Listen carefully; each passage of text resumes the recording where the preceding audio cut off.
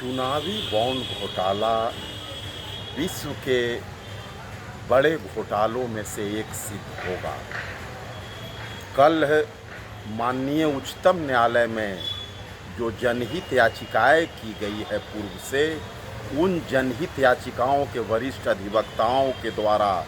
जो बातें आज के अखबारों में आई है, जिसमें उन्होंने पूरी तरह से शंका जाहिर की है कि चुनावी बॉन्ड योजना में बहुत बड़े पैमाने पर घोटाला हुआ है। इसकी तुरंत जांच को सूचीबद्ध करके और अविलंब इसका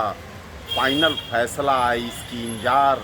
कर रही है देश की 140 करोड़ जनमानस। अगर माननीय सुप्रीम कोर्ट ने ही ये ऐतिहासिक फैसला दे करके देश के जनता को, देश के मालिकों को जो मजबूत करने का काम किया है, जिसे मोदी सरकार ने सूचना के अधिकार के तहत ये कटेल कर दिया था कि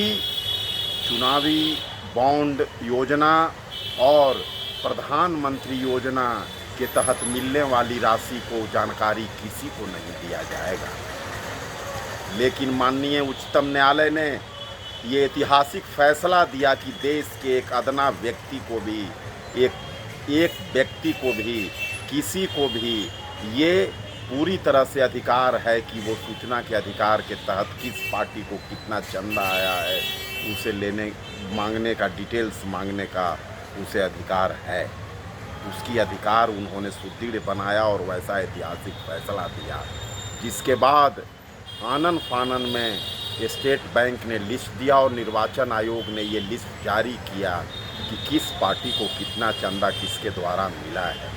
उसमें ये बातें सामने आई है कि देश के, भारत के राजनीतिक दलों में भाजपा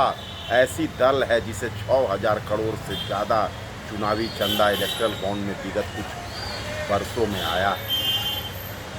जिसमें चर्चित कोविशील्ड कंपनी की भी नाम आ रही है कि एक दिन में सबसे ज़्यादा चंदा दिया है। उसमें मेगा इंफ्रास्ट्रक्चर की भी बातें आ रही है कि जिस कंपनी का औकात कितना का है और चंदा कितना दे रही है। पहले से वो कंपनी सीबीआई के जांच के जद में है, इसलिए ये सबसे बड़ा घोटाला सिद्ध होगा